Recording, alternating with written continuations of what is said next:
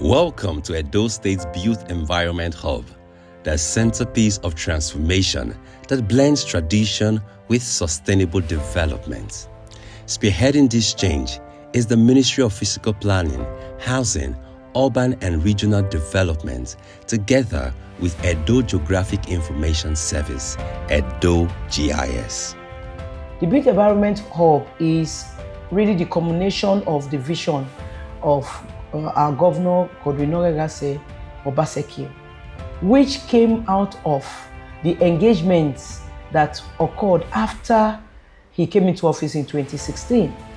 From the workshops, it was clear that a lot needed to be done, especially in the built environment sector.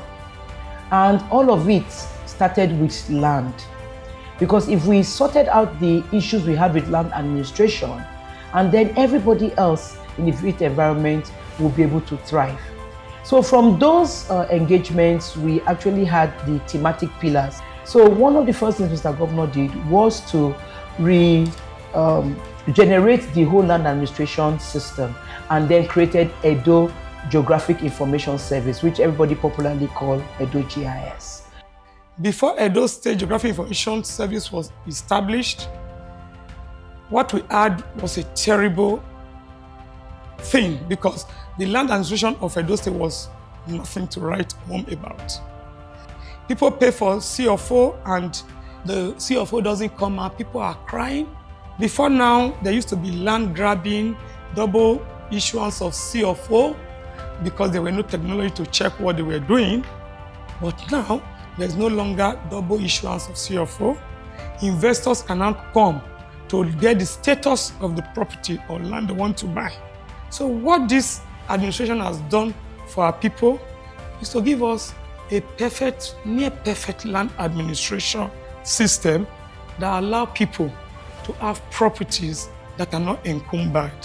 Now, having done that, it was necessary for us to now deal with the physical environment, which starts from planning. And so the ministry's name was actually changed, and it became Ministry of Physical Planning and Urban Development. The mandate of the ministry primarily is to ensure that we have a harmonious living environment.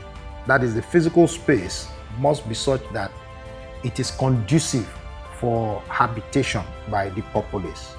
That essentially means that roads are where they are supposed to be, to ensure proper access and egress from different lots, to ensure that industrial development is retained in certain areas of the state, while we also have areas for agricultural production, as well as areas where people can live in a harmonious, commodious living environment, where you have the right street furniture in such a way that you don't have the kind of congestion you would typically have in an urban setting. And from that change, a lot of things had to happen. There was the transformation taking place to actually make the awareness of planning to our people, and then make our people accept that it is the first step to development. And in doing that, a lot of things that were not necessarily physical took place first. And one of the last things to be done was to now deal with the physical space in which people working under planning worked. As you are aware, the civil service and the secretariat had actually been transformed, and physical planning at this time was in EDPA. So EDPA was also regenerated and transformed, and physical planning was given another space to go to. And everything we've been doing, we've been operating in a hub. So there are different hubs for different ecosystems. So the Built Environment Hub actually, upon completion, will contain the Ministry of Physical Planning, Housing, Urban and Regional Development, Edo GIS, the Ministry of Environment and Sustainability, the Ministry of Water Resources, the Edo State Electricity Commission, so that it becomes a one-stop shop where everybody who comes here to get a service regarding building, land administration, and everything required for the building, whatever use it is for, to thrive, will be able to do it from one place. So that is the whole idea of having it in a hub. Now, this building that we occupy was former waterboard building. It was left abandoned for years and years, and now it has been regenerated, it has been remodeled, it has been brought down to modern day, and we are using technology in our service delivery here. And in this building, we house all of these agencies. All the agencies are in one place, so we can give the service to the customer who approach us for one service or the other. And we are all together, we are working together. It is a one-stop shop. So this is just something to make sure that the service comes closer to the people. Innovation have been put in, being driven by technology. All of this done by the administration of Godwin Nogegase Obaseki. We are very optimistic that it will continue, because when this tenure ends, the new government coming would see that the foundation has already been laid, everything has already been put down to make sure that we continue to provide service to the people. And how has this helped? People feel more comfortable to come to us now to get what they require.